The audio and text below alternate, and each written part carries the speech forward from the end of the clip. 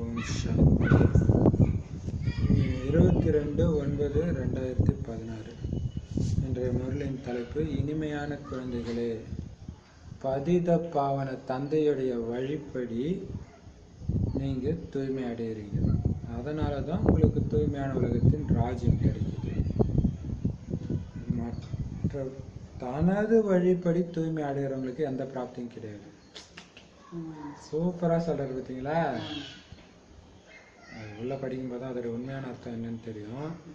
தனது வழிப்படி எப்படி தூய்மை ஆக முடியும்? ஃபஸ்ட்டு பாபா இல்லாமல் எந்த பிராப்தியும் கிடையாதுன்றது. ஸோ மற்றவங்க சன்னியாசி முறைப்படி தூய்மையாக இருக்கிறாங்கல்ல, அவங்களுக்கு எந்த பிராப்தியும் கிடையாது. ஏன்னா ஆத்மாவில் இருக்கிறது போகாது, ஏற்கனவே ஞானத்துக்கு வராமல் அவங்க தனது வழிபடினாங்க பிராப்திங்கிறது. சரி, உள்ள பார்ப்போம் அது என்னன்னு. மொத்தத்தில் பாபா வழிபடி தூய்மை ஆகிறதுனால தான் உலகத்தின் ராஜ்யம் கிடைக்குது. கேள்வி: குழந்தைங்க சேவையில் முக்கியமாக எந்த விஷயத்தின் மேலே ரொம்ப கவனம் வைக்கணும்?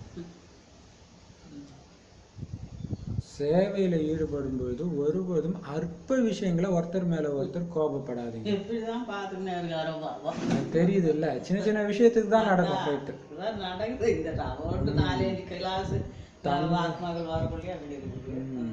தமக்குள்ள உப்பு நீர் மாதிரி ஆனீங்க அல்லது உங்களுக்குள்ள பேசிக்கல அப்படின்னா டிஸ்சர்வீஸ் செய்யறதுக்கு பொறுப்பாயிடுறீங்க.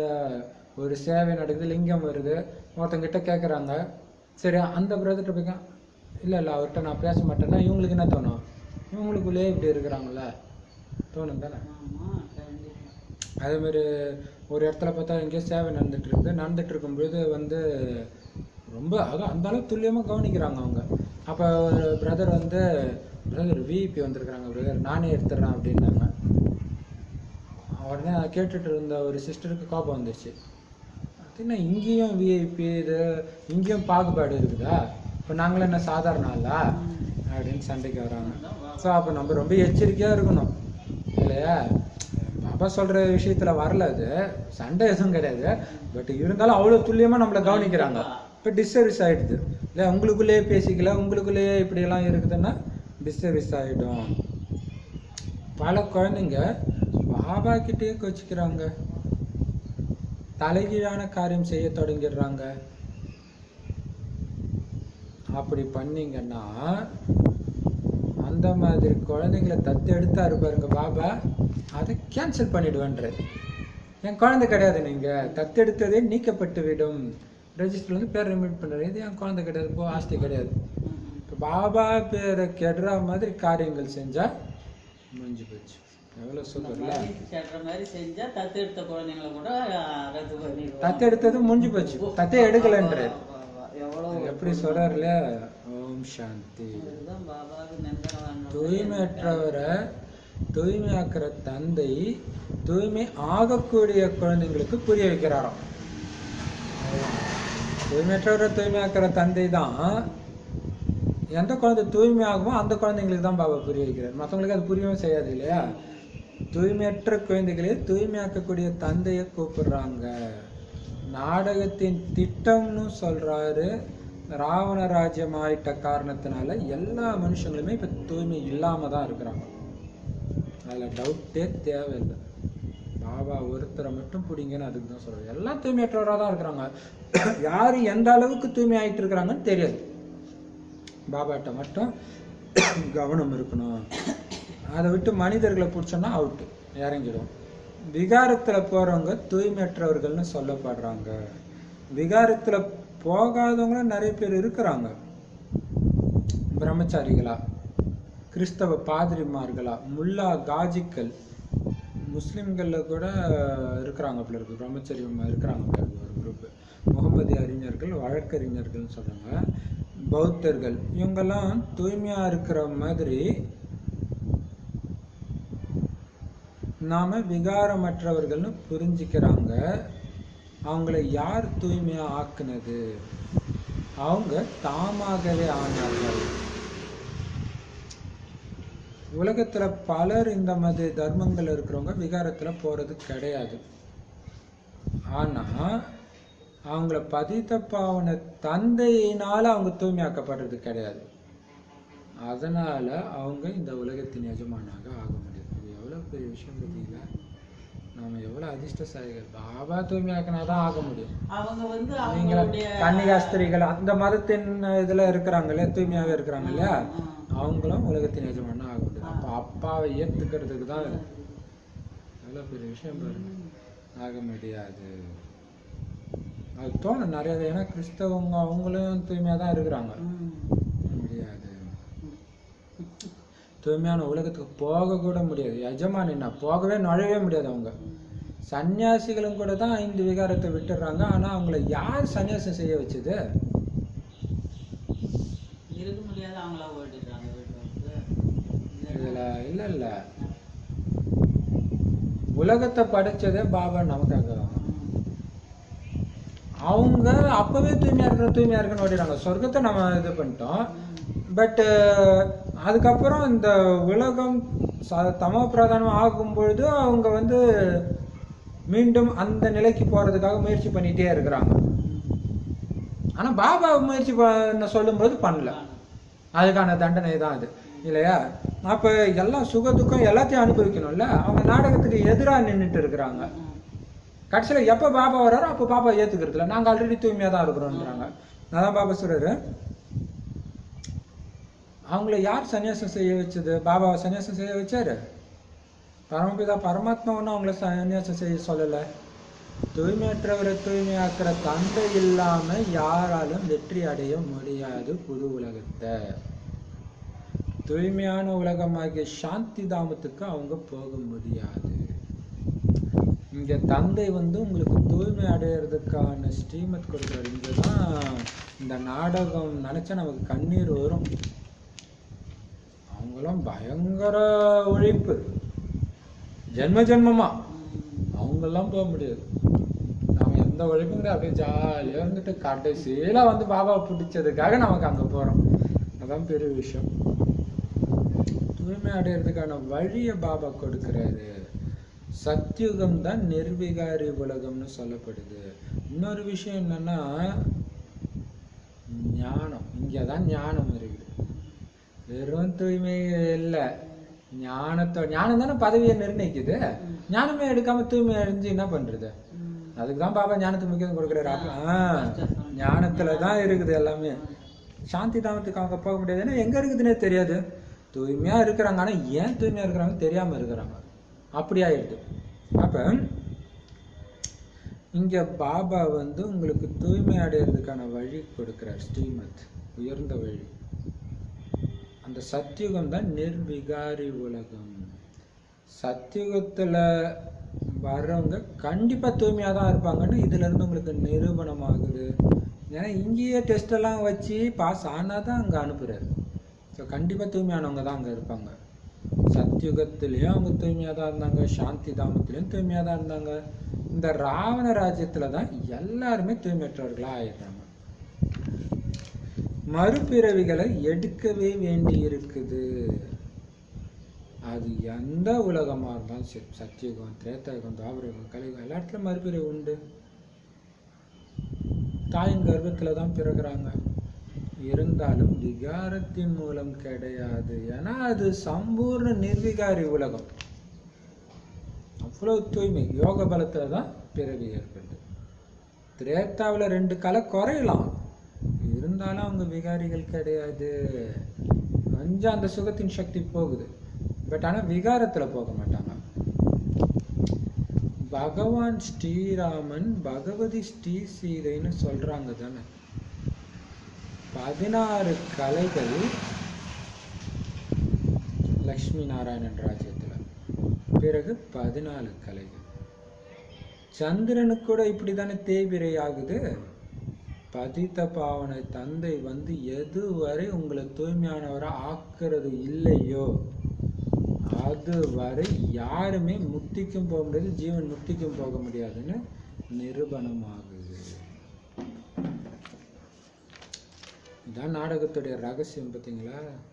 சன்னியாசிகள் தூய்மையா தான் இருக்கிறாங்க. பாபா குழந்தைங்க கூட அந்த அளவுக்கு தூய்மையா இருப்பாங்களான்னு தெரியாது, அந்த அளவுக்கு தூய்மையா இருக்கிறாங்க. ஆனா பாவம் விகாரிகள் கிட்ட வாங்கி சாப்பிட்ட பாவத்துக்காக அது கொடுக்கணும். அப்ப சாப்பாட்டுல எவ்வளவு கவனம் ஆமா. அதுலதான் இருக்குது. அப்ப பாபா சொல்ற ஒரு ஸ்ரீமத்தை விடாம ஃபாலோ பண்ணாதான் அங்க போக முடியும். அந்த விஷயத்துல தான் அவங்க சாப்பாட்டுல தான் மாட்டிக்கிறாங்க. ஆனா நிறைய பாபா குழந்தைங்க இதை பண்ணிட்டு இருக்கிறாங்க. வெளியில சாப்பிடுறது, மத்தவங்க கையில சாப்பிடுறது எவ்வளவு பெரிய விஷயம் இல்ல. இப்ப பாருங்க, ஸ்ட்ரிக்ட் தான். ஆனா 5000 வருஷத்துக்கு முந்தைய ஜென்மத்துக்கு போகணுமே, அதான். அதுக்காக அந்த பழக்கத்தை எடுத்துட்டு வர்றாரு. அப்ப பாபா தூய்மை ஆக்காத வரைக்கும் முக்திக்கோ ஜீவன் முக்திக்கோ உள்ளேயே இடம் கிடையாதுன்னு இதுல நிரூபணம் ஆகுது. தந்தை தான் வழிகாட்டியா இருக்கிறாரு. இந்த உலகத்துல தூய்மையானவர்கள் நிறைய பேர் இருக்கிறாங்க. சன்னியாசிக்கும் கூட தூய்மையா இருக்கிற காரணத்தினால மரியாதை கிடைக்குது. தூய்மைக்கு மரியாதை உண்டு, ஆனா அது சும்மா சொல்ல முடியாது இல்லையா? ஆனா தந்தையின் மூலமாக அவங்க தூய்மையா ஆகிறது கிடையாது. அதனால அல்ப கால மரியாதை, இங்க இருந்து இங்க மரியாதை, அவ்வளவுதான். இன்னொன்னு என்னன்னா, அவங்க தூய்மையா இருக்கிறாங்கன்னு எல்லாருக்குமே தெரியும். ஏன்னா தனியா இருக்கிறாங்க. குடும்பத்துல இருந்து தூய்மையா இருக்கிறதுனால இங்க மரியாதை கிடைக்காது, நம்ப மாட்டாங்க. ஆனா பதவி இல்லையா? நம்மை தூய்மையாக்குபவர் நிராகாரமான பரமபிதா பரமாத்மான்னு இப்ப நீங்க தெரிஞ்சுக்கிறீங்க. அவங்கவுங்க வழிபடி தாமே தூய்மை அடைஞ்சுக்கிறாங்க. ஆனா நீங்க தந்தையின் மூலம் தந்தையை கொடுக்கிற வழிபடி தூய்மை ஆகுறீங்க. தூய்மை அற்றவர்களை தூய்மை ஆக்கக்கூடிய பதித்த பாவன தந்தையின் மூலம்தான் தூய்மையான உலகத்தின் ஆஸ்தி உங்களுக்கு கிடைக்குது. தந்தை சொல்றாரு, ஓ குழந்தைகளே, காமம் தான் உங்களுடைய மிக பெரிய எதிரி. இதன் மீது வெற்றி அடைங்க. ஏன்னா நீங்க வீழ்ந்துட்டு இருக்கிறது எல்லாமே இந்த காமத்துல தான். நாங்க கோபப்பட்டோம், அதனால முகத்தை கருப்பாக்கிக்கிட்டோம் பாபான்னு யாரும் எழுதுறது கிடையாது. அது ஒன்றும் பெரிய தப்பா யாருக்குமே தோன்றது கிடையாது. காமத்தை குறித்து தான் நாங்கள் முகத்தை கருப்பாக்கிக்கிட்டோம், விழுந்துட்டோம்னு எழுதுறாங்க. இந்த விஷயங்கள் குழந்தைங்களுக்கு தான் புரிய வைக்கப்படுது, உலகத்துக்கு தெரியாது. நாடகத்தின்படி யார் பிராமணரா ஆக வேண்டுமோ அவங்க கண்டிப்பா வந்துட்டே இருப்பாங்க. மற்ற சத்சங்கங்கள்ல லட்சியம் குறிக்கோள் எதுவுமே கிடையாது. சிவானந்தர் முதலானவர்களுக்கு நிறைய சீடர்கள் இருக்கிறாங்க. இருந்தாலும் அவங்கள கூட ஒரு சிலர் தான் சந்நியாசத்தை எடுக்கிறாங்க. இல்லறவாசிகள் எடுக்கிறது கிடையாது. மற்றபடி வீடு வாசலை துறப்பவர்கள் மிக சிலரே இருக்கிறாங்க. சன்னியாசிகளா ஆனாலும் கூட மறுபிறவி எடுக்கத்தான் வேண்டி இருக்குது. ஜோதியோட ஜோதியா ஐக்கியமாகிட்டாங்கன்னு சிவானந்தர் குறிச்செல்லாம் சொல்ல முடியாது.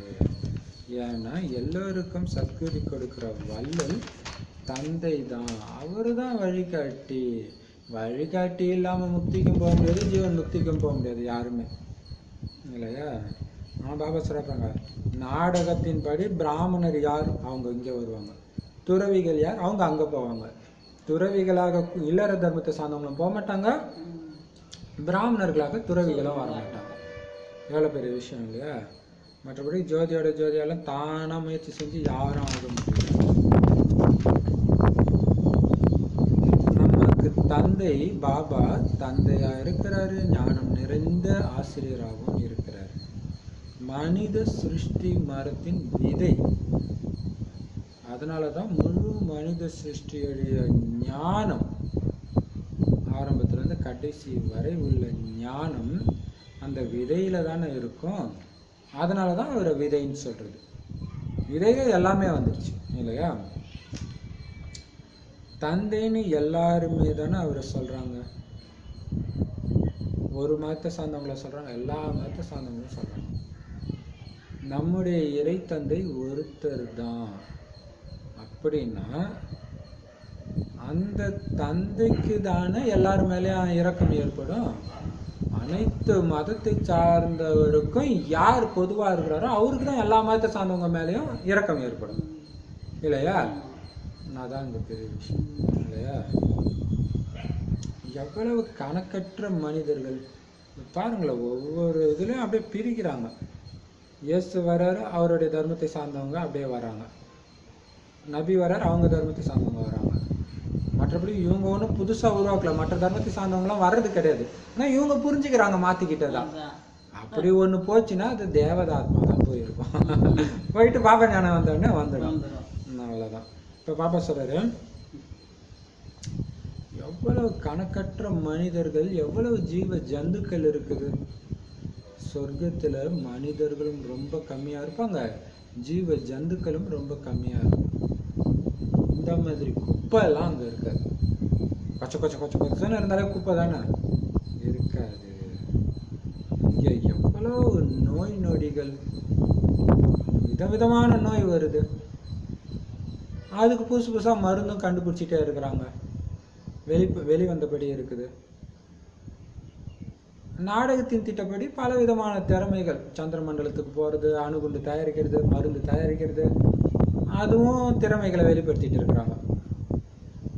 ஆனால் இங்கே தான் இந்த நாடகம்னு வச்சுக்கிட்டிங்கன்னா அகங்காரம் இருக்குது. அது நாடகத்துடைய பிளானுப்பா, அந்த நேரத்துக்கு அது வருது, அவ்வளோதான். பாபாவே சொல்லலை, நான் நாடகத்தின் அனுசாரம் இந்த நாட்டை இப்போ சொல்கிறேன். இப்போ நமக்கு இருக்கிற இந்த அகங்காரம் வரணும் இல்லையா, இது எல்லாமே மனிதர்களுடைய கலை திறமை. பரலௌகிக தந்தை, சரி, இதெல்லாம் மனிதர்களுடைய கலை திறமை. இந்த மாதிரி புதுசு புதுசாக கண்டுபிடிக்கிறோம். சரி, பரலௌகிக தந்தை பரமாத்மாவுடைய கலை எது? அவர் எதை வெளிப்படுத்துறாரு? பதித்த பாவனா எங்க ஆத்மாக்களை தூய்மையாக்குங்க, சரீரங்களையும் தூய்மையாக்குங்கன்னு தந்தைய சொல்றாருன்னா அவருடைய கலை என்ன? தூய்மையாக்குறது தான். நரகத்தை சொர்க்கமாக்குற கலை இல்லையா? இது வேற யாருக்குமே கிடையாது. இதுல எல்லாமே வந்துடுது இல்லையா? அதனால பாபா சொல்றாரு, பாபா உங்களுக்கு சயின்ஸ் தெரியுமா, அது தெரிஞ்சுட்டு நான் என்ன பண்ண போறேன்றாரு இல்லையா? அவர்கிட்ட போய் இது தெரியுமா அது தெரியுமான்னு கேட்டேன். சூப்பர்ல. பதித்த பாவனா துக்கத்தை நீக்கி சுகத்தை கொடுப்பவரேன்னு ஒருத்தரை தான் கூப்பிடுறாங்க. சயின்ஸையா கூப்பிடுறாங்க? சயின்ஸாலேயும் முடியாதனால தானே அங்க பாபா கிட்ட வராங்க. அவங்களுடைய மொழியில கண்டிப்பா பாபாவை தான் நினைவு செய்யறாங்க. மனிதர்கள் இறக்கும் பொழுதுமே கூட பகவானைத்தான் நினைவு செய்யறாங்க. ஏன்னா அந்த நேரம் வேற யாரும் அவங்களுக்கு உதவ முடியாதுன்னு அவங்களுக்கு தெரியும். அந்த நேரம் என்ன பண்ண முடியும்?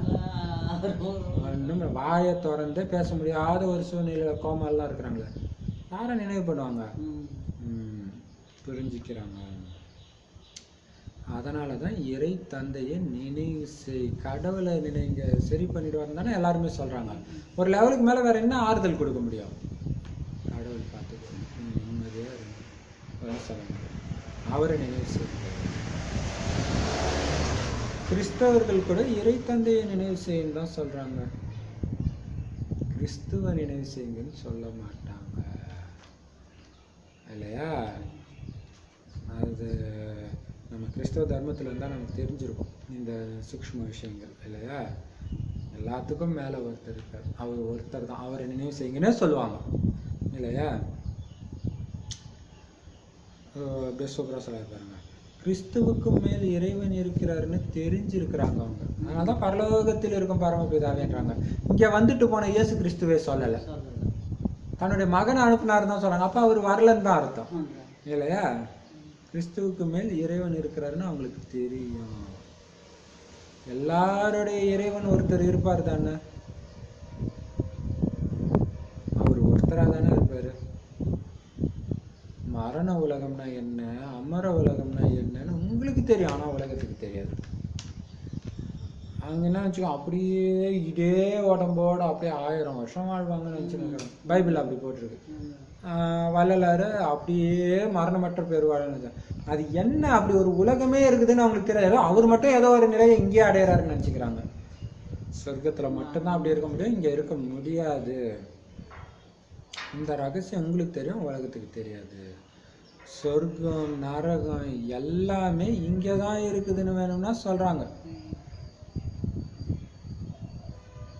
சத்தியுகம் இருந்துச்சு, தேவதைகளுடைய ராஜ்யம் இங்க இருந்துச்சுன்னு ஒரு சிலர் புரிஞ்சுக்கிறாங்க. ஆனா இப்ப வரை கூட பாருங்க எவ்வளவு புது புது கோயிலை உருவாக்கிட்டே இருக்கிறாங்க. அப்ப இங்க வாழ்ந்தவங்களுடைய கோயில் அது. ஒரு தந்தையை தவிர வேற யாருமே நம்மளை தூய்மையாக்கி நம்முடைய தூய்மையான பரந்தாம வீட்டுக்கு திரும்ப அழைச்சிட்டு போக முடியாது. நான் அழைச்சிட்டு போறேன்னு யாராவது சொல்ல முடியுமா? யாரு சொன்னா அது வருவாங்க? அழைத்து செல்ல முடியாதுன்னு குழந்தைகளாகி நீங்க அறிவீர்கள். நாம நம்முடைய இனிமையான வீட்டுக்கு ஸ்வீட் ஹோம்க்கு போயிட்டு இருக்கிறோம்னு உங்களுடைய புத்தியில இருக்குது. தந்தை நம்மை திரும்ப அழைச்சிட்டு போறதுக்காகத்தான் நம்மளை தூய்மையாக்குறாரு. இந்த நினைவிலே நீங்க இருக்கணும். பாபா இது ஒன்று சூப்பரா சொல்றாரு இல்லையா? பாபாவை நினைக்கணும். ஏன் பாபாவை நினைக்கணும்ன்றதையும் நினைக்கணும். லட்சியம் பாபாவை நினைச்சு ஆஸ்தி அடையணும் ஃபுல்லா அடையணுன்றதையும் நினச்சிக்கிட்டே இருக்கணும். அப்போதான் அது வரும். தப்பு பண்ண ஏன் பண்ணக்கூடாது? பண்ணாங்க பதவி குறைஞ்சிடும், விழும், இப்பயும் துக்கத்தை அனுபவிப்போம். ஸோ அது ஏன்னு வரும்போது தெரியுது இல்லையா? இப்போ பாபா சொல்றாரு, ஸோ இங்கே ஏன்னு கேட்கணும், மற்ற விஷயத்துல ஏன் எதுக்குன்னு போனால் மாட்டிக்கும். ஞான சிந்தனைக்கு மட்டும் பண்ணலாம். பாபா சொல்றாரு, ஒரு தந்தையை தவிர யாரும் உங்களை தூய்மையாக்கி அழைச்சிட்டு போக முடியாது. இனிமையான வீட்டுக்கு போயிட்டு இருக்கிறோம். இது ஒரு பயணம் பயணம் பயணம். உலகம் அழியிற வரை இந்த பயணம் நடந்துட்டே இருக்கு. அதுக்காக தான் தூய்மையாக்குறாரு. இதுதான் நாடகம். மற்ற டைம்ல எல்லாரும் ஒன்னா அழைச்சிட்டு போற பாருங்க, எல்லாரும் அந்த டைமுக்கு அதே நிலைமைக்கு வர வைக்கிறாரு இல்லையா? இந்த நினைவிலேயே நீங்க இருக்கணும். பாபா எதுக்கு தூய்மையாக்குறாரு? கூட அழைச்சிட்டு போறதுக்காக, திரும்ப அழைச்சிட்டு போறதுக்காக தூய்மையாக்குறாருன்ற நினைவிலே இருக்கணும். அப்ப மீண்டும் மீண்டும் இந்த பழைய வீட்டுல இருந்தா பழைய வீடு இடிக்கும் போது நாம தான் துடிப்போம் இல்லையா? புது வீட்டுல ஆசையை வளர்த்துக்கோங்க. பாபா கொடுக்குற அந்த ஆஸ்தியில, எல்லைக்குட்பட்ட ஆஸ்தியில இருக்கக்கூடாது. பாபா மேல மோகம் இருக்கணும், மனிதர்கள் மேல இருக்கக்கூடாது. குழந்தைங்களே, நீங்க இத்தனை பிறவி எடுத்திருக்கிறீங்க. 84 பிறவி முடிச்சுட்டு கடைசியில எல்லாம் சூத்திரனான ஸ்டேஜ்ல இருந்து டக்குன்னு பிராமணனாக ஆகி இருக்கிறோம். பிராமணன்ல இருந்து என்னவா ஆக போறோம்? தேவதை ஆகணும், சொர்க்கத்துக்கு போகணும். இப்ப சங்கம யுகமாக இருக்குது இல்லையா? முடிஞ்சாதான் போக முடியும். நீங்க ஆகிட்டு இருங்க, தூய்மையா தேவதை ஆகணும். விராட ரூபத்துல பிராமணருடைய குடுமி புகழ் வாய்ந்ததா இருக்குது. இந்துக்களுக்கு கூட உச்சி குடுமி தான் அடையாளமாகும். மனிதர்கள் என்னமோ மனிதர்கள் தான். சீக்கியர்கள், முஸ்லிம்கள் முதலானவர்கள் யாரு என நீங்க தெரிஞ்சிக்க முடியாதபடி அவங்க ஆகிடுறாங்க. தாடி வச்சுட்டா மட்டும் அவங்க மனுஷன் இல்லையா? மனிதர்கள் தான் இல்லையா? மற்றபடி எல்லாமே மனிதர்கள் தான். மற்றபடி சீனர்கள், ஆப்பிரிக்கர்கள் இவங்கள தெரிஞ்சுக்க முடியுது. ஆனால் சீக்கியர்கள், முஸ்லீம்கள் தாடி வச்சு அவங்க முகமே தெரியாத அளவுக்கு ஆயிடுது. அவங்க ஷேவ் பண்ணிட்டு வந்தால் அவங்கள கண்டே பிடிக்க முடியாது. அந்த அளவுக்கு நிறைய தாடி அந்த இதெல்லாம் வச்சு அப்படி மாற்றிடுறாங்க. சைனாக்காரங்க, ஆப்பிரிக்காக்காரங்கள ஈஸியாக தெரிய முடியுது. ஏன்னா அவங்க முகத்தை பார்த்தாலே இவங்க சைனாக்காரங்க கண்டுபிடிக்க முடியுது இல்லையா? கிறிஸ்தவர்களுக்கு பாரதத்துடன் தொடர்பு இருக்கிறதுனால இதனை கற்றனர். எத்தனை விதமான தர்மங்கள் இருக்குது. அவங்களுடைய பழக்க வழக்கங்கள், உடைகள் முதலானவை எல்லாமே தனிப்பட்டவையாகும்.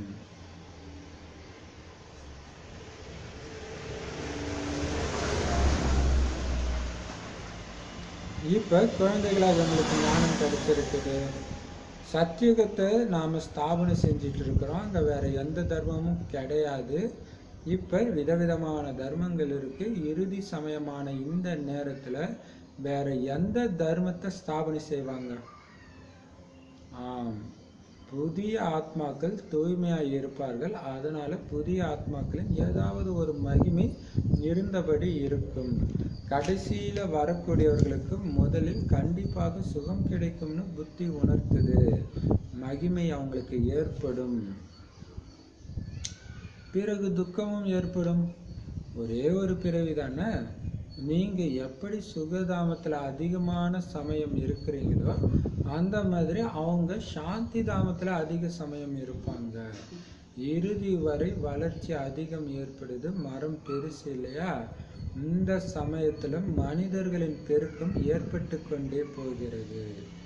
அதனால அதை நிறுத்துவதற்காக நிறைய உபாயங்கள் உருவாக்கிட்டு இருக்கிறாங்க. ஆனா இதன் மூலம்லாம் எதுவுமே நடக்கிறது கிடையாது.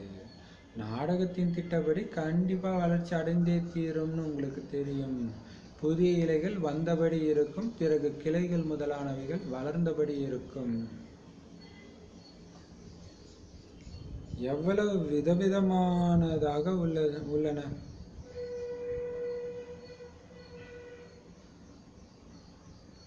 நாம வேற எந்த தொடர்புலையும் இல்லைன்னு குழந்தைங்களுக்கு இப்ப தெரியும். தந்தையுடைய தொடர்புல மட்டும் இருந்து தந்தை நம்மளை தூய்மையாக்கிட்டு இருக்கிறார். சிருஷ்டியுடைய முதல் இடைக்கடையின் செய்தியை நமக்கு சொல்றார் இல்லையா? சரி, பாபா சொல்றாரு,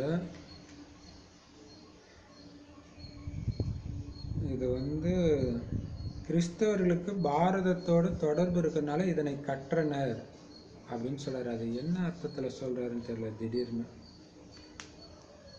ஒருவேளை வேற இதுல இருக்குமான்னு தெரியல. இந்த சீனர்கள் ஆப்பிரிக்கர்களை தெரிஞ்சுக்க முடியுது. இந்த முஸ்லீம் இந்த தாடி வைக்கிறது, மீசை வைக்கிறது அதெல்லாம் இங்கேருந்து கற்றுக்கிட்டாங்கன்னு சொல்கிறாரா என்னன்னு தெரியல. சரி, ஒவ்வொரு மதத்துக்கு ஏற்ற மாதிரி ஒவ்வொரு பழக்க வழக்கங்கள் இருக்குது. அவங்க ட்ரெஸ்ஸே வேறு மாதிரி இருக்குது இல்லையா ஒவ்வொரு தர்மத்துலையும். ஆனால் சொர்க்கத்தில் இதெல்லாம் கிடையாது. இப்போ அனைத்து விதமான தர்மங்கள் இருக்குது. இறுதி சமயமான இப்பதான் எந்த மதத்தை உருவாக்குவாங்க?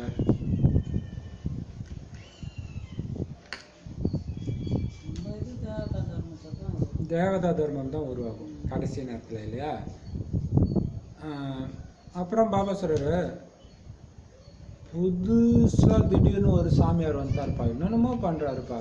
அதுக்கு பாபா சொல்ற, அது புது ஆத்மா, அது கண்டிப்பா மகிமை இருக்கும், போய் மயங்கிறாது, அது மாயா இல்லையா? ஒருத்தர் இங்க கூட வந்தார், 12 வருஷம் தண்ணி சோறு எதுவுமே சாப்பிட, அவரு பின்னாடி ஓடினாங்க, அது மாயா. அவர் எப்படி இருக்கிறாருன்னு பார்க்கணுன்ட்டு சில பேர் கேசம் போனாங்க. அப்ப கண்டிப்பா அவங்களுக்கு சுகம் கிடைக்கும்னு புத்தி சொல்லுது. பாபா தான் ஞானத்தை கொடுத்துட்டாரு. மகிமை ஏற்படும், பிறகு துக்கமும் ஏற்படும். ஏன்னா ஒரு பிறவி தானே. நீங்க ரொம்ப நாள் சுகதாமத்துல இருந்தீங்க, அவங்க ரொம்ப நாள் சாந்தி தாமத்துல தூங்கிட்டு இருந்தாங்க இல்லையா? மற்றபடி என்னதான் இவங்க திட்டத்தை உருவாக்கி மக்கள் தொகையை கட்டுப்படுத்த நினைத்தாலும் அது நடக்காது. வேறு இருக்குது, மேல என்னதான் வெட்டினாலும் அது வளர்ந்துகிட்டே இருக்கு. அது மாதிரி மேல பரந்தாமத்துல விதை இருக்கு, அது கீழே வந்து ஆகணும் இல்லையா? அது நடக்காது. வளர்ச்சி அடைஞ்சிட்டே இருக்கும், புதிய இலைகள் வந்துகிட்டே தான் இருக்கும், கடைசி வரையும் வரும். பாபா சொல்றதுல ஒரு வானிலை கடைசி ஆத்மா வந்தோடனே போயிடும்ன்றாரு. ஏன்னா அது டக்குன்னு நாம பாபாவுடைய தொடர்புல இருக்கிறோம், சத்தியத்தை கேட்டுட்டு இருக்கோம். மற்றவங்களுக்கெல்லாம் இது ஒன்றும் தெரியாது, புரியாது இல்லையா? தந்தை தான் நம்மளை தூய்மையாக்கி நம்மளுடைய ரகசியத்தையும் புரிய வைக்கிறார். எவ்வளோ பெரிய விஷயம்! ஞான குளியல், யோக குளியல் ரெண்டும் பண்ண வைக்கிறார் நம்மள இல்லையா? ஓ பதித பாவனா எங்களை தூய்மையாக்குங்கன்னு கூப்பிடுறாங்க. நீங்களே அவரைத்தான் கூப்பிடுறீங்கன்னா கண்டிப்பா இந்த தூய்மையற்ற உலகம் விநாசத்தை அடையும். இதுவும் கணக்கு. தூய்மையாக்க வாங்கினா அங்கே தூய்மையாக்குறதே நாடகத்துல அழிவின் மூலமா தான் நடக்குது. ஸோ கண்டிப்பா உலக அழிவு நடக்கும், இது கணக்கு. சத்தியுகத்துல கொஞ்சம் மனிதர்கள் தான் இருப்பாங்க. கலியுகத்துல எவ்வளவு அளவற்ற மனிதர்கள் இருக்கிறாங்க பாருங்க. குழந்தைகளாகிய நீங்க தான் விழிப்புணர்வு கொடுக்கணும்.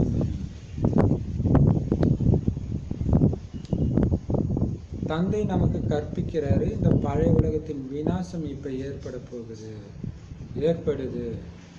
தந்தை தான் புது உலக ஸ்தாபனை செய்வாரு.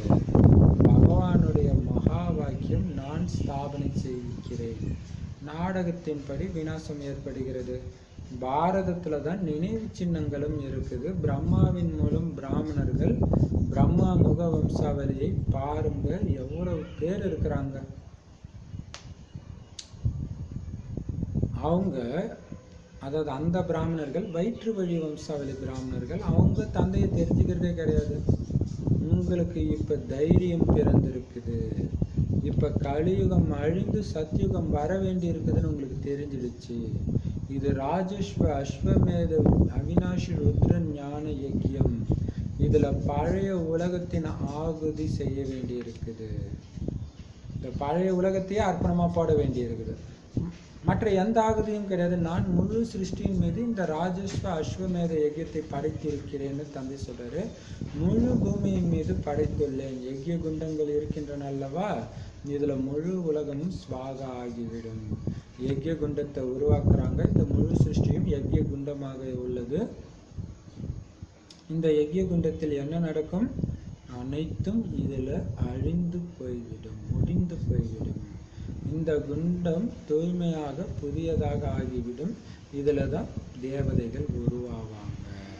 நாலாபுறமும் கடல் இருக்கவே செய்கிறது. முழு உலகமும் புதியதாக ஆகிவிடும். குழப்பம் நிறைய நடக்கும். யாரும் உரிமை கோராத ஒரு இடம் கூட இல்லை. இது என்னுடையதுன்னு எல்லாரும் சொல்றாங்க. இப்ப என்னுடையதுன்னு சொல்ற மனிதர்கள் எல்லாம் அழிஞ்சு போயிடும். மற்றபடி நான் யாரை தூய்மையாக்குறேனோ அவங்க கொஞ்சம் பேர் மட்டுமே முழு உலகத்திலுமே இருப்பாங்க. முதலாக ஆதி சனாதன தேவதா தர்மம் இருக்கும். யமுனை நதி கரையில் அவங்களுடைய ராஜ்யம் இருக்கும். இந்த அனைத்து விஷயங்களையும் உங்க புத்தியில பதிய வைக்க வேண்டும். குஷி இருக்கணும். ஸோ இதை திரும்ப திரும்ப ஆசைப்பட ஒரு 4 பாயிண்ட் எடுத்துக்கோங்க. வானில அரை மணி நேரத்துக்கு அந்த 4 பாயிண்ட் அப்படியே அது திரும்ப திரும்ப ஆசைப்படணும். அதுல இருக்கிற குஷி அப்ப தெரியும். இப்ப பாத்தீங்கன்னா உலக அழிவு இது எல்லாத்தையும் சொல்றாரு பாபா, எப்படி அது ஆக போகுதுன்ட்டு. நீங்க என்ன கூப்பிட்டீங்க, நீங்க எல்லாரும் எப்ப கூப்பிடுறீங்களோ அப்ப உலகம் முடிய போகுது. புரிஞ்சுக்குங்க, இது கணக்கு. அப்ப வித்தியாசம் சொல்றாரு. இங்க எவ்வளவு மக்கள் தொகை, அங்க ரொம்ப கம்மியா இருக்கும். அந்த மாதிரி உலகம் வேணும்ட்டு மனிதர்கள் நினைக்கிறாங்க. ஆனா அப்படி நடக்குதா? ஆனா அது நடக்க போகுது. கடவுள் அதை உருவாக்க போறாருன்னு விழிப்புணர்வு கொடுங்க. அவரே நேரடியா நமக்கு இந்த ஞானத்தை கொடுக்கிறாரு. எந்த ஞானத்தை? பழைய உலகம் அழிய போகுது, புது உலகம் வரப்போகுது. அதுதான் நினைவு சின்னங்கள் பாரதத்துல இருக்கு. என்ன நினைவு சின்னம் இருக்கு?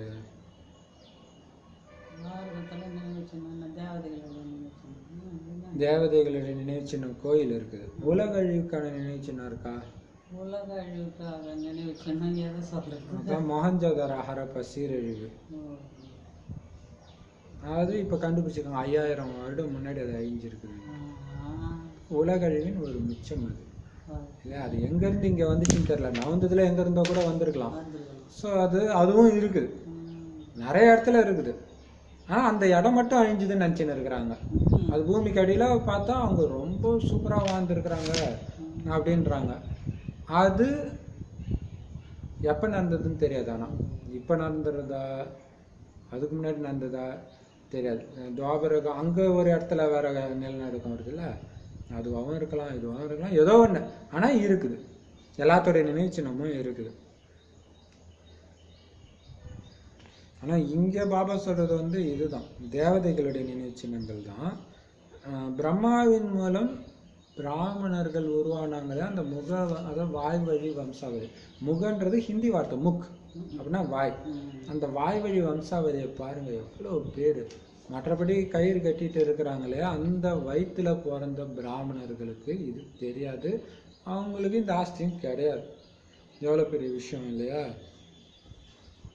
இப்ப கலியுகம் அழிஞ்சுதான் ஆகணும், சத்தியுகம் வந்துதான் ஆகணும்னு உங்களுக்கு தெரியும். ஏன்னா சிவனே யாகம் வளர்த்துட்டார், சிவயாகம். அதான் ராஜ்யத்தை அடையிறதுக்கான ராஜஸ்வ அஸ்வமேத அவினாஷ ருத்ரஞான யஜம்னா என்ன அர்த்தம்? ராஜஸ்வனா ராஜ்யத்தை அடையறதுக்காக, அஸ்வமேதனா உடல் எனும் குதிரையை இந்த அழிவற்ற ருத்ர ஞான யஜ்யத்துல சுவாக செய்யறோம். எதுக்கு? ராஜ்யத்தை அடையிறதுக்காக இல்லையா? இதுல எல்லாம் கண்ணுல பார்க்குறா ஒட்டுமொத்த உலகமுமே யக்கியம்ட்டார், எல்லாம் போயிடும், சுவாக ஆயிடும்ன்றது. ஸோ அது மைண்டில் வச்சுட்டே இருக்கணும். எல்லாம் அழிய போகுது, எல்லாம் அழிய போகுது. இந்த நேரம் ஏதாவது புத்தியில் இருந்துச்சுன்னா, ஒருவேளை இது என்னுடைய கடைசி நேரம்னா நான் எப்படி துடிப்பேன், என்ன பதவி கிடைக்கும். ஸோ இப்போவே அதிலே இருக்கணும். அம்மா அதானே ப்ராக்டிஸ் பண்ணாங்க, இது கடைசி நடி. அவங்க அவ்வளோ அன்பாக இருப்பாங்க, ஆனால் யாருக்கிட்டையும் உண்மையில அன்பு வைக்கல இல்லையா. மைண்டில் அப்படி அன்பு இருக்கிற மாதிரி காட்டிட்டாங்க, ஆனால் பட்டுலேருந்து விளக்குறாங்க. கடைசி நடி, கடைசி நடி, இது முடிஞ்சிடும், இது நிரந்தரம் கிடையாது, இது நிரந்தரம் கிடையாது, தள்ளிட்டே இருக்கிறாங்க. அதனால தான் போக முடியுது இல்லையா. அதுதான் பெரிய விஷயம். இதெல்லாம் நிரந்தரம் கிடையாது அப்படின்னு ஒதுக்கிட்டாங்க. ஆனால் வெளியே காட்டுது எல்லாமே இதில் முடிஞ்சிடும். புதுசாக அதுக்கப்புறம் தான் புதுசாகிடும் இந்த குண்டமே, உலகமே. அப்போ தேவதைகள் வருவாங்க. பாபா சொல்கிறாரு, நாலாபுரம் கடல் இருக்கவே செய்கிறது. ஒரு வினாடி நினச்சோம்னா முடிச்சிடலாம் எல்லாத்தையும். கடலே அதுக்காக இருக்கிற மாதிரி தானே இருக்குது. அது கொஞ்சம் கொந்தளிச்சாலே முடிஞ்சு போச்சு எல்லாம் இல்லையா. இருக்கவே செய்கிறது, ஃபுல்லாக தூய்மையாயிடும். ஆனால் அதுக்கு முன்னாடி பயங்கர குழப்பம் நடக்கும். ஏன்னா இன்னைக்கு பாருங்க, உலகத்துல எல்லா இடமும் எனிதுன்றான். அங்க போய் கப்பல் போச்சுன்னா அவன் பிடிச்சி வச்சுக்கிறாங்க மீனவர்களை. இது எங்க இடம், கடல்ல உங்க எல்லை தாண்டி வந்தீங்கன்ட்டு. அதான் பாபா சார், அப்படி ஒரு இடமே கிடையாது, என்னுடைய இடம் சொல்லாத இடமே கிடையாது உலகத்துல. அப்படி சொன்ன அத்தனை பேரும் அழிஞ்சிடுவாங்க. பாபா தூய்மைக்கு இந்த உலகத்துல எதுவுமே இனிது இல்லைன்னு சொல்லிட்டு இருக்கிறாங்க பாருங்க, அவங்க தான் கொஞ்சம் பேர் உலகத்துல இருப்பாங்க. முழு உலகத்துல அவங்க மூலமாக ஆதி சனாதன தேவதா தர்மம் இருக்கும்.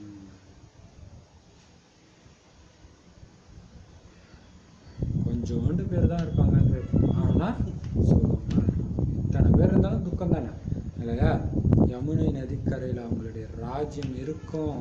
இந்த விஷயத்த பதிய வைங்க. இப்போ எண்ணிதுன்ற உணர்வு வராமல் இருக்கணும். ஆனால் ஒட்டுமொத்த உலகத்தை எனக்கு கொடுக்க போறாரு. அங்கே யாருமே எண்ணிதுலாம் அடிச்சிக்க மாட்டாங்க, ஜாலியாக இருக்கலாம் இல்லையா. புத்தியில் பதிய வைங்க, அந்த குஷி இருக்கணும்.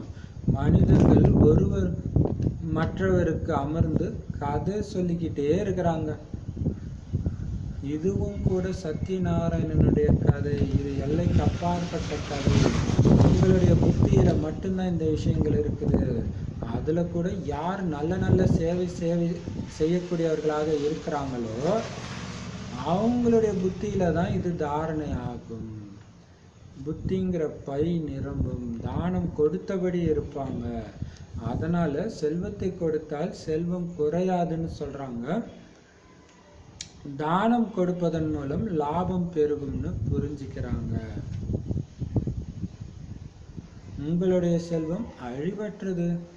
இந்த செல்வத்தை இப்ப நீங்க கொடுக்கறதுனால செல்வம் குறையாது. எவ்வளவு தானம் கொடுப்பீங்களோ அவ்வளவு உங்களுக்கு என்ன கிடைக்கும், குஷி இருக்கும். அதான் பாபா குழந்தைங்க சேவை செய்யலைன்னா ஒரு பெரிய குற்றம் இருக்கிற மாதிரியே இருக்கும் இல்லையா. சேவை செய்ய தான் குஷி இருக்கும். கேட்கும்போது ஒரு சிலருடைய தலை ஆடிக்கொண்டிருக்கும். சிலரோ தோசைக்கல் மாதிரி அமர்ந்திருப்பாங்க. தந்தை இவ்வளவு நல்ல நல்ல கருத்துக்களை சொன்னபடி இருக்கிறாரு. அதனால கேட்கும் பொழுது தலை தானாக ஆடும். இங்க குழந்தைங்க வர்றது நேரில் தந்தையின் மூலம் புத்துணர்ச்சி அடையிறதுக்காக. தந்தை எப்படி உட்கார்ந்து யுக்தியோடு கருத்துக்களை சொல்றாரு. பாரதத்துல தேவி தேவதைகளின் ராஜ்யம் இருந்தது அப்படின்னு உங்களுக்கு தெரியும். பாரதம் தான் சொர்க்கம். இப்ப அதே பாரதம் என்ன ஆயிடுச்சு, நரகம் ஆயிடுச்சு. இந்த நரகம் மாதிரி மீண்டும் சொர்க்கமாகும். மற்றபடி எல்லாமே அழிஞ்சு போயிடும். உங்களை பொறுத்த வரைக்கும் சொர்க்கம்ங்கிறதெல்லாம் நேற்றைய விஷயம். நேற்று தான் ராஜ்யம் செஞ்சுட்டு இருந்தோம் அப்படின்னு வேற யாருமே சொல்ல முடியாது. கிறிஸ்துவுக்கு இவ்வளவு வருடங்களுக்கு முன்பு சொர்க்கம் இருந்தது. அப்ப வேற எந்த தர்மமும் இல்லைன்னு சொல்றாங்க. துவாபர யுகத்துல இருந்து தான் எல்லா தர்மங்களும் வருது. மிகவும் சகஜமான விஷயம். ஆனா மனிதர்களுடைய புத்தி புரிஞ்சிக்கிற விதமாக இந்த விஷயத்தின் மீது கவனம் இல்லை.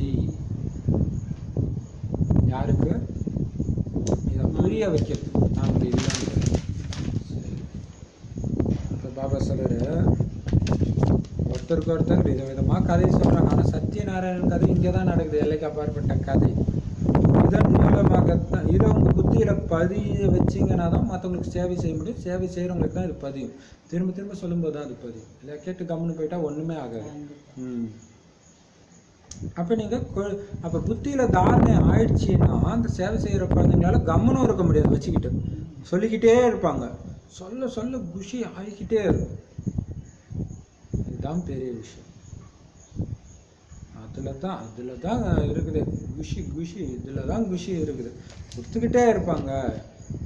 கேட்கும்போது அப்படி குஷியில் தலையை ஆடிக்கிட்டே இருக்குமா. ஆனால் ஒரு சிலர் தோசைக்கல் மாதிரி ஒன்றும் புரியாமல் இருப்பாங்களாம்.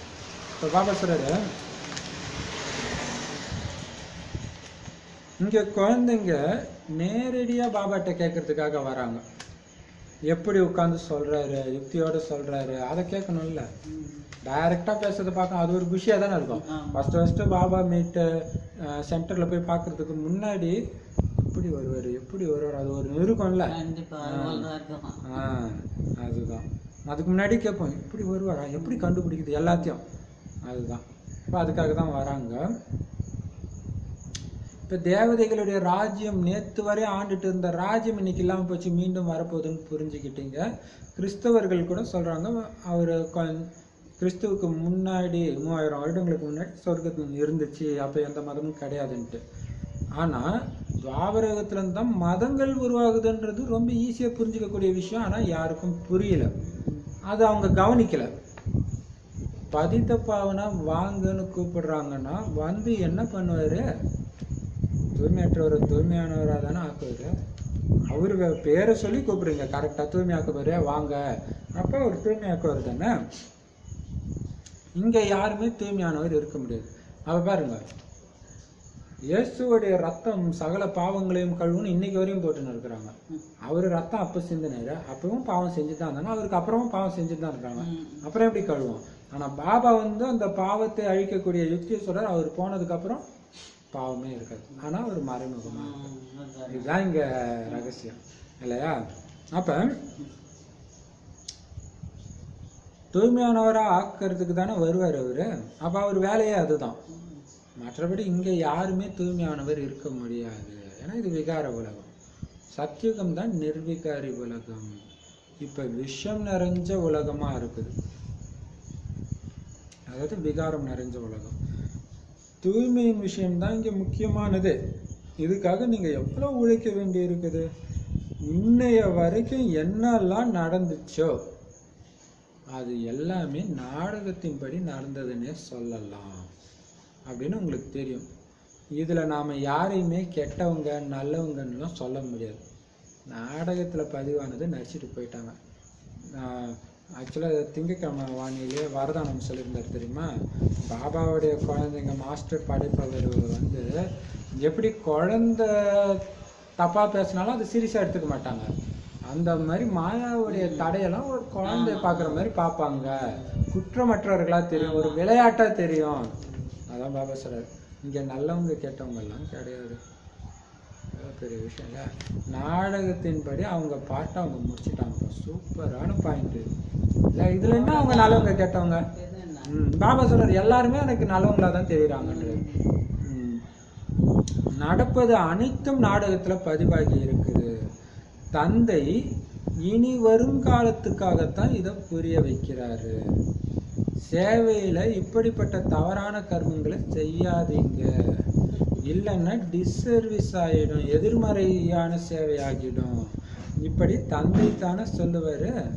நீங்க உங்களுக்குள்ள உப்பு நீராகிட்டீங்க, நாம உப்பு நீராக விருக்கத்தக்கவராக இருக்கிறோம்னு புரிஞ்சுக்கிறாங்க. ஒருவர் மற்றவரை சந்தித்தாலும் பேசிக்கிறது கிடையாது. பிறகு யாரையாவது ஏதாவது சொல்லிட்டாங்கன்னா ஒரேடியா கோபிச்சுக்கிறாங்க, சிவபாபாவை மறந்துடுறாங்க. அதனால எப்பவுமே சிவபாபாவை நினைவு செய்யுங்கன்னு புரிய வைக்கப்படுது.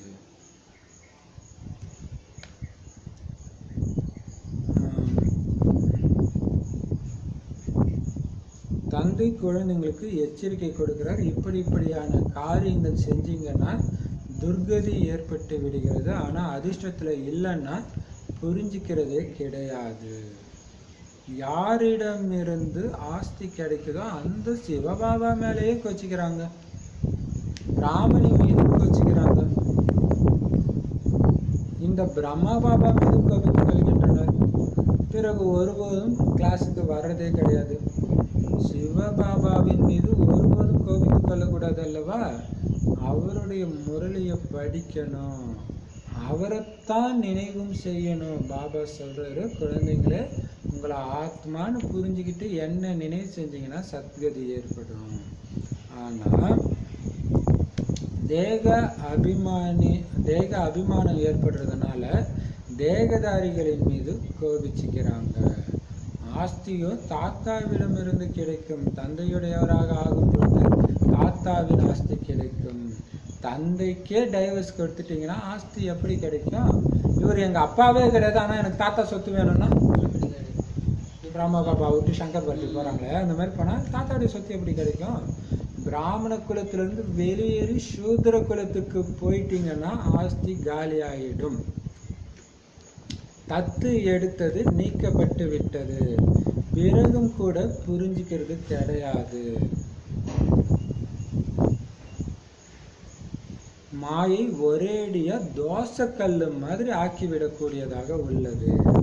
தந்தையை எவ்வளவு அன்புடன் நினைவு செய்யணும், ஆனா நினைவு செய்யறதே கிடையாது.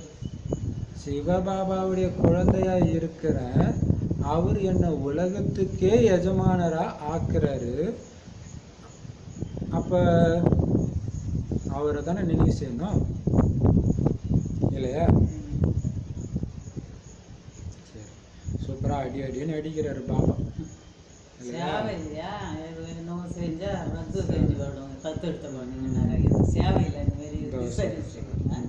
இப்ப பாருங்க, பாபா சொல்றாரு, அதுக்கு முன்னாடியில இருந்து நாடகத்தின்படி தான் எல்லாம் நடந்துச்சு. யாரும் நல்லவங்க கெட்டவங்க நினைக்காதீங்க. சேவையில இவங்க இப்படி பண்ணாங்க அப்படி பண்ணாங்க, அதெல்லாம் டிராமா முடிஞ்சிச்சு. டிராமா புள்ளி வச்சிடுங்க. இங்க இப்படி பண்ணாங்க அப்படி பண்ணாங்க, அவன் என்ன பண்ணான் தெரியுமா, அவன் மூஞ்சிலே முடிக்க மாட்டான், ஐயோ அவன் கூட சேர்ந்தெல்லாம் சேவை செய்ய மாட்டேன், இதெல்லாம் டிஸ்சர்வீஸ். இதை பாபா தானே சொல்ல முடியும், இந்த மாதிரி காரியத்தை செய்யாதீங்கன்னு. உங்களுக்குள்ள நீங்க உப்பு நீர் மாதிரி வெறுக்கத்தக்கவரை ஆகிட்டீங்கன்னு உங்களுக்கே தெரியுது. ஒருத்தர் மூஞ்ச கூட பார்க்க முடியலன்ட்டு பார்த்தாலும் பேசிக்கிறது கிடையாது. ஏதோ ஒரு சின்ன விஷயம் சொல்லிட்டா உடனே அப்படியே ஒரேடியா கோச்சிக்கிறாங்க, சிவபாபாவே மறந்துடுறாங்க. அதனாலதான் நடத்துறது பாபான்னு புரிஞ்சுக்கோங்க இல்லையா? சிவபாபாவை எப்பயும் நினைவு செய்யுங்கன்னு தான் புரிஞ்சுக்கப்படுது. பாபா குழந்தைங்களுக்கு எச்சரிக்கை கொடுத்துக்கிட்டே இருக்கிறாரு. இந்த மாதிரி காரியங்கள்ல நீங்க செஞ்சீங்கன்னா துர்கதி ஏற்படுது, அதனால அதிர்ஷ்டத்துல இல்லைன்னு நீங்க புரிஞ்சுக்கிறதே கிடையாதுன்ற இல்லையா? அப்போ சூப்பரா சொல்ற இல்லையா? இதெல்லாம் பண்றதுனால உங்களுடைய பேரு உங்களுடைய பதவி கீழானதாகுது, தண்டனை கிடைக்குதுன்னு புரிய வைக்கிறாரு. இருந்தாலும் அதிர்ஷ்டத்துல இருக்கணுமே, அதனால யாரையோ சொல்றாங்கன்னு புரிஞ்சுக்கிறான். தனக்கு தான் அதுன்றதை புரிஞ்சுக்க முடியல அவங்களால. யாருக்கிட்ட இருந்து ஆஸ்தி கிடைக்குதோ அந்த சிவபாபா மேலே கோச்சிக்கிறாங்க. அப்படின்னு என்ன அர்த்தம்? கிளாஸ்க்கு வர்றதில்லை. பிரம்ம பாபா மேல, பிராமணி மேல, எல்லார் மேலும் கோச்சிக்கிறாங்க. அப்ப வர்றது முரளியை படிக்க, அது சிவபாபா முரளி. சிவபாபாவை பாருங்க, மனிதர்களை பார்க்காதீங்கன்னு பாபா அடிக்கடி சொல்லுவார். விஷயத்தை பார்க்காதீங்க, என்ன பாருங்க. நடத்துறது பாபா ஏதோ ஒரு நன்மைக்கு நடத்துறாரு, போயிட்டே இருக்கும், அவ்வளவுதான் இல்லையா? ஸோ என்ன நினைவு செய்யுங்கப்பா, என்ன பாருங்கப்பா, மற்றவங்களை ஏன் பார்க்குறீங்க? உங்களை ஆத்மானு புரிஞ்சுட்டு என்ன நினைவு செஞ்சாதான் சத்கதி ஏற்படும் சொல்றாரு. இருந்தாலும் தேக உணர்வுக்கு வர்றதுனால என்ன ஆயிடுது? தேகதாரிகளை பார்க்குறாங்க, அவங்க மேல கோபம். ஆத்மான்னு பார்த்தா பாபா நடத்துறாரு, பாபா நடத்துறாரு, பாபா நடத்துறாரு போயிட்டே இருக்கும் இல்லையா? இப்ப தாத்தா கிட்ட இருந்து சொத்து கிடைக்கணும்னா அப்பா மூலமா தானே அந்த தாத்தா சொத்து கிடைக்குது. அப்பா வேண்டானதுக்கு அப்புறம் உங்களுக்கு எங்க கிடைக்குது? அப்ப மீண்டும் நீங்க சூத்திர குலத்துக்கு போயிட்டீங்கன்னு அர்த்தம். பிரம்மாவை தந்தையை ஏத்துக்கிறவரை தான் நீங்க பிராமணன். ஆனா பிராமணன் கிடையாது, சூத்திரன், முடிஞ்சு போச்சு இல்லையா? அப்ப ஆஸ்தி காலி. சேர்த்து வச்ச ஆஸ்தியெல்லாம் வேண்டான்ட்டு விட்டு போயிட்டீங்கன்னு அர்த்தம். அவ்வளோதான், உங்களுக்கு கிடையாது அது. ஏன்னா தத்து எடுத்ததே கேன்சல் பண்ணிடுறாரு பாபா. இப்படியெல்லாம் இருந்தால் கூட புரிஞ்சிக்க மாட்டாங்க. அந்த மாதிரி தோசைக்கெல்லாம் ஆக்கி விடக்கூடியதாக இருக்குதான் இந்த மாயா. புத்தியில் ஏற விடாமல் பண்ணிடுது. அதுக்கு தான் பாபா சொல்றாரு, உலகத்துக்கு எஜமானராக ஆக்குறாருன்னா அவரை எவ்வளோ அன்பாக நினைவு செய்யணும். ஆனால் நினைவே செய்யறது கிடையாது. ஏன்னா அந்த வீண் விஷயம் ஒருத்தன் கூட சண்டை போட்டு வந்தீங்கன்னா அதுதான் உங்களுக்குள்ள ஓடினு இருக்கும். அப்புறம் எங்க பாபா நினைவு பண்ணுறோம்? பாபா நினைவு வராது. அப்புறம் அவ்வளோதான். அப்போ சென்டருக்கு போகணும், பாபா ஞானம் கேட்கணும்னு நினச்சா கூட அவங்க என்ன அப்படி சொல்லிட்டாங்க, நான் எப்படி அந்த சென்டருக்கு போகிறது அப்படி இருக்கும் இல்லையா? ஆனால் நம்ம பரவாயில்ல கொஞ்சம் கொடுத்து வச்சவங்க. ஏன்னா இப்போ வாணி பல விதமாக கிடைக்குது. ஆனால் 10 வருஷத்துக்கு ஏன் எனக்கு தெரிஞ்சு இப்போ தான் வருது வாணி. 2 வருஷத்துக்கு முன்னாடியே கிடையாது வாணி கையில். இப்போ சென்டருக்கு போனால் தான் உங்களுக்கு கிடைக்குமே. அப்போ எவ்வளோ துர்பாக்கியசாலி ஆயிடுறாங்க இல்லை? ஆனால் அவங்களுக்கு கம்பேர் பண்ணும்போது நமக்கு டெஸ்ட் பேப்பர் கிடையாது இல்லை? இப்போ பாபா சொல்கிறாரு, கண்டிப்பாக பாரதத்தில் தான் சிவபாபா பிறகுறாரு. அதனால தான் சிவ ஜெயந்தி இங்கே கொண்டாடுறாங்க. அப்போ உலகத்தின் வரலாறு புவியியல் மீண்டும் நடக்கும் அப்படின்னா, சொர்க்கம் உருவாகும்னா அந்த சொர்க்கத்தை உருவாக்க முதல்ல சிவன் இங்கே வந்திருக்கணுமே.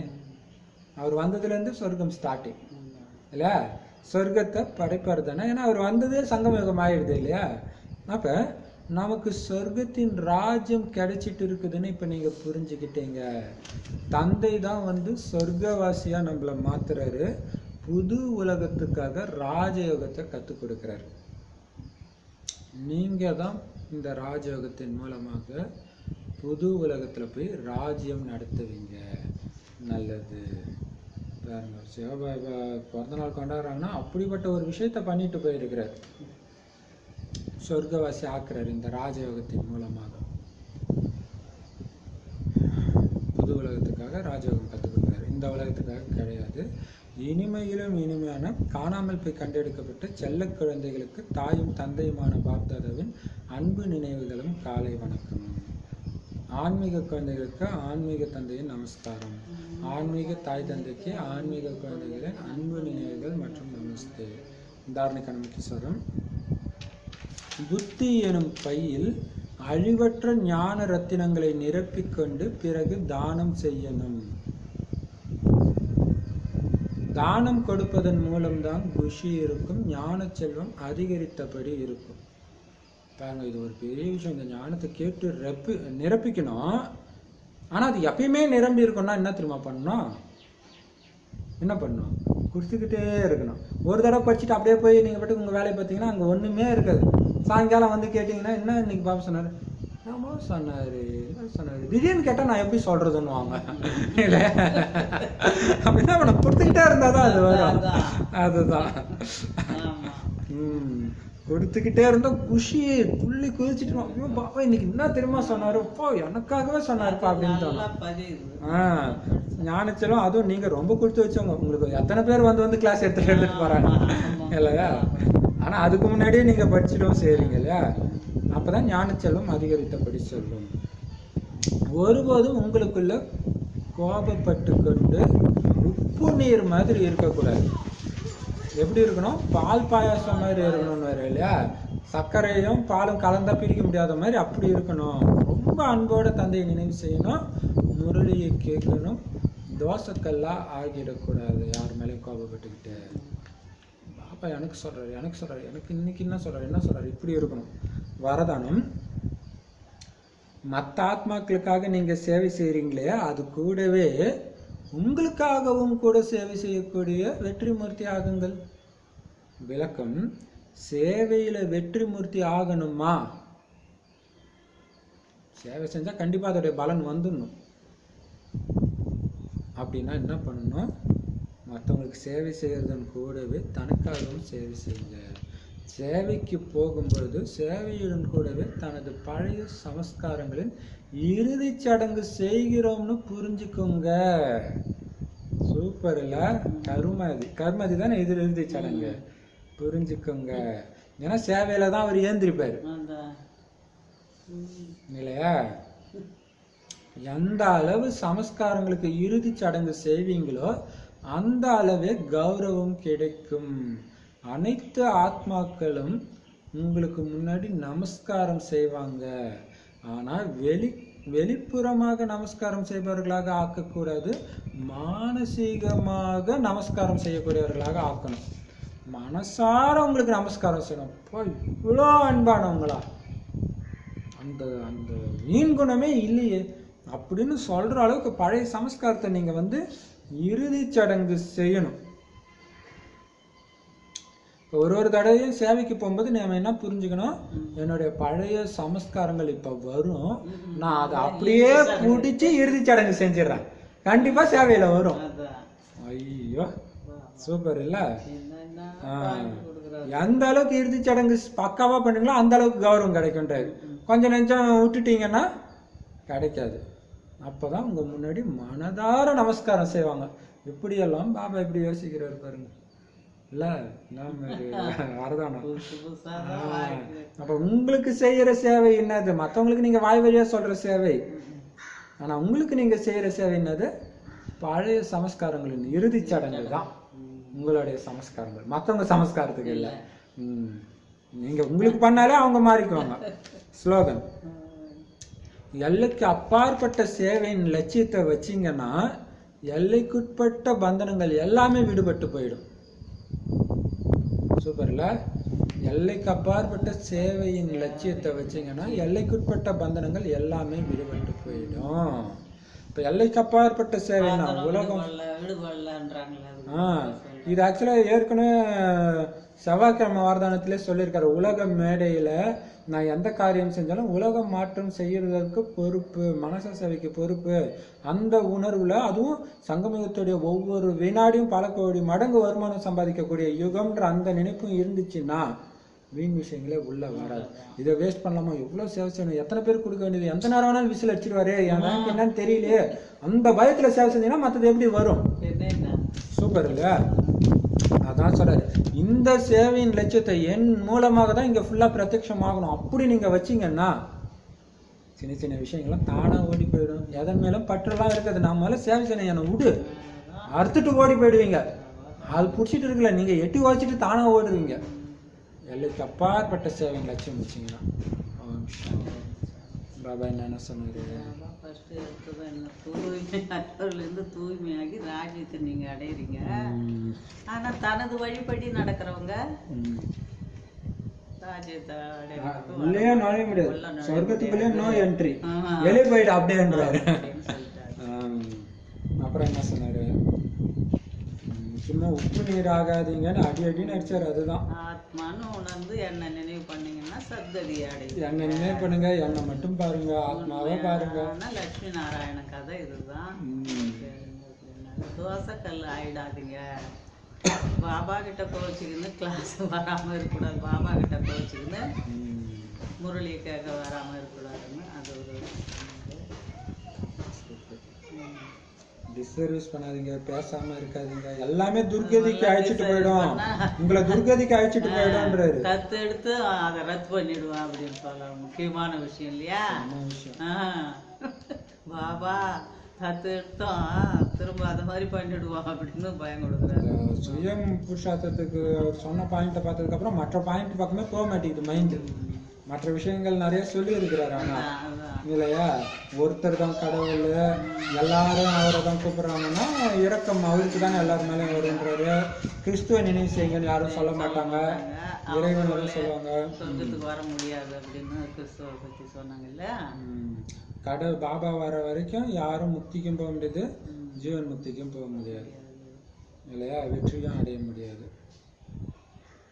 லட்சியமே கிடையாது மற்ற சத் சங்கங்கள்ல.